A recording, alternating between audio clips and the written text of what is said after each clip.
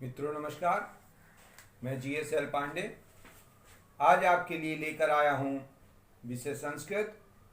इसमें अतिलघु उत्तरीय प्रश्न, अतिलघु उत्तरीय प्रश्न DLED, BEd, टेट CTET के छात्रों के लिए ये बहुत ही उपयोगी है।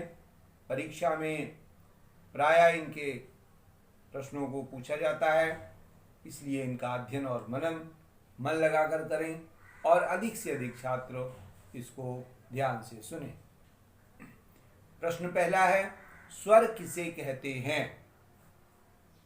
तो संस्कृत में इसकी परिभाषा दी गई है, स्वयं राजन्ते इति स्वराः, अर्थात जो स्वयं से उच्चारित होते हैं, जिनके उच्चारण में किसी दूसरे वर्ण की सहायता नहीं लेनी पड़ती, उन्हें स्वर कहते हैं। जबकि व्यंजन के लिए व्यंजन के उच्चारण में स्वर की सहायता लेनी पड़ती है, इसलिए स्वर को कहा गया है स्वयं राजन्ते इति स्वराः। अगला प्रश्न है, अन्य पुरुषों किसे कहते हैं? तो इसका उत्तर है, अन्य पुरुष प्रथम पुरुष का ही दूसरा नाम है। जैसे सह तौ ते, ये तीन कर्ता हैं। इसी तरीके से कोई नाम जैसे मोहन प्रथम पुरुष में है, मोहन और श्याम ये भी प्रथम पुरुष में है, मोहन श्याम और रमा यह भी प्रथम पुरुष में है। तो एक नाम, दो नाम या बहुत से नाम और सह तौ ते ये प्रथम पुरुष या अन्य पुरुष के कर्ता हैं। अगला प्रश्न है, सभी धातुओं के रूप बनाने के आधार पर कितने भेद किए गए हैं? किसी भी शब्द का रूप बनाया जाता है, किसी भी धातु का भी रूप बनाया जाता है। तो धातुओं के रूपों के आधार पर तीन प्रकार के भेद किए गए हैं। कौन कौन से तीन भेद हैं? देखें, आत्मनेपदी, उभयपदी और परस्मैपदी। परस्मैपदी का प्रायारूप ज्यादा पूछा जाता है। इसका एक उदाहरण देखें, पठति, पठतः, पठन्ति। इस तरह ये परस्मैपदी है। आत्मनेपदी में होता है लभते, लभेते, लभन्ते। और उभयपदी में जानाते, जानीता, जानन्ति। इस प्रकार से रूप इनके चलते हैं।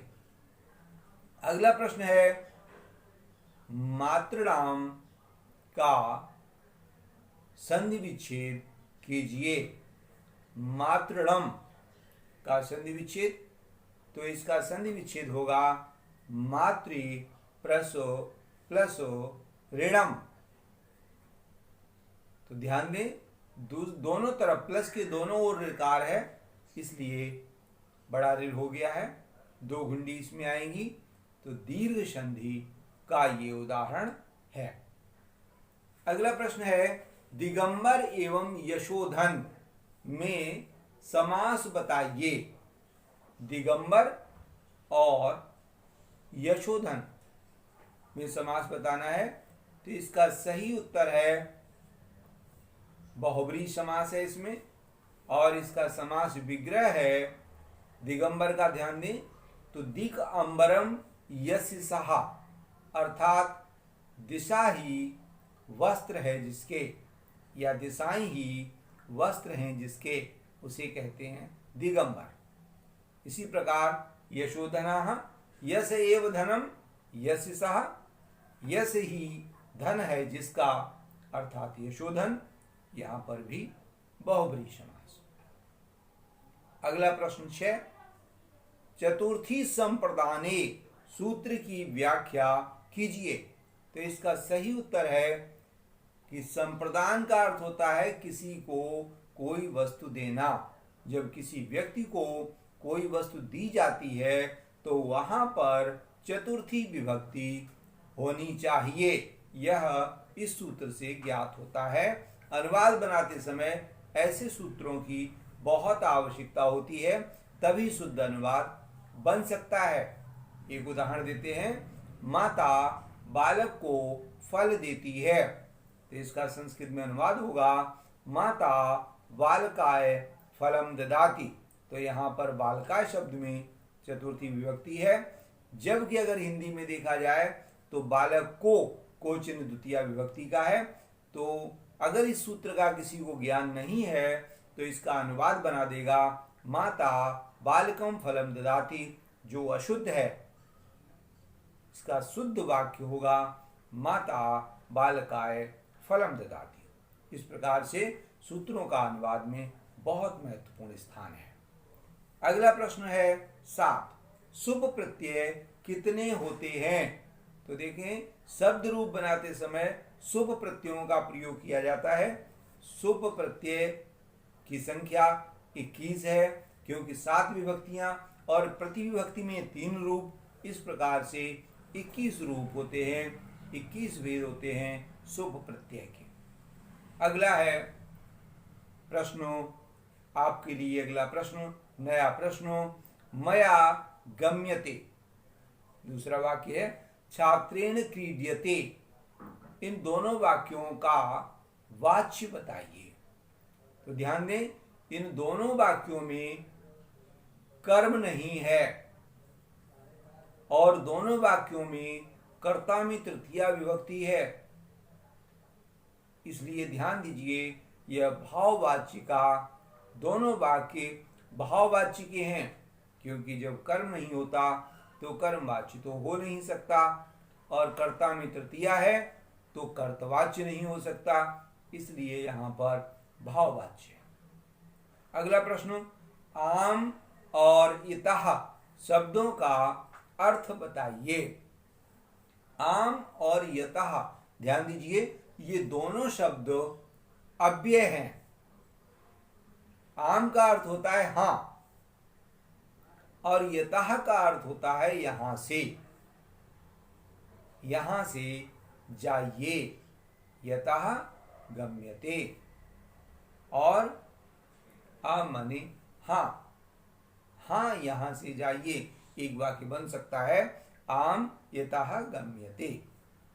अगला वाक्य है चिक्रोड और कूर्मः।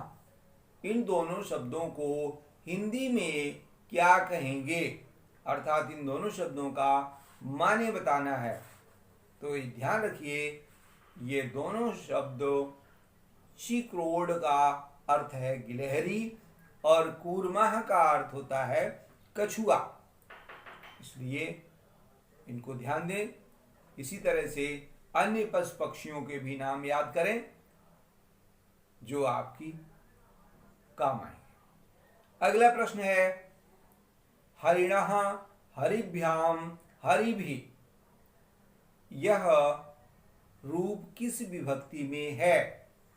3 रूप दिए हैं देखो मैंने, लेकिन परीक्षा में हो सकता है एक रूप आपसे पूछा जा सकता है। यह आपकी सहायता के लिए 3 रूप दे दिए हैं, एक वचन, 2 वचन, बहुवचन में। हरिणा हरिभ्याम हरिभि, तो ध्यान दें यह हर शब्द का रूप है और तृतीया विभक्ति का एक वचन, 2 वचन और बहुवचन के रूप हैं। और अगला प्रश्न आपके सामने है 49, इसको हिंदी में क्या पढ़ेंगे? 49, तो ध्यान दीजिए हिंदी में यह संख्या है 49, इसको हम 49 पढ़ेंगे। और अगला प्रश्न है न वंचनीया प्रभो अनुजीव भी। यह सूक्ति कहां से ली गई है, इसको पहचानना है। न वंचनीया प्रभो अनुजीव भी, पहले इसका अर्थ देखते हैं कि जो अनुजीव माने सेवक और प्रभो माने स्वामी, अर्थात किसी भी सेवक को अपने स्वामी को ठगना नहीं चाहिए, धोखा नहीं देना चाहिए। सेवक के द्वारा स्वामी को कभी भी धोखा नहीं देना चाहिए, धोखे में नहीं रखना चाहिए। यह सूक्ति किरात अर्जुनियम की है। जो गुप्तचर है, किरात नाम का गुप्तचर है, वह युधिष्ठिर से यह बात कहता है कि मैं आपका सेवक हूँ, आपको धोखे में नहीं रखना चाहता। और इसके रचयिता हैं भारवी, किरात अर्जुनियम, और रचयिता रचनाकार भारवी। अगला प्रश्न है, जल बिंदु निपातेन क्रमशः पूर्यते घटः। इस पंक्ति का हिंदी में मुहावरा क्या होता है?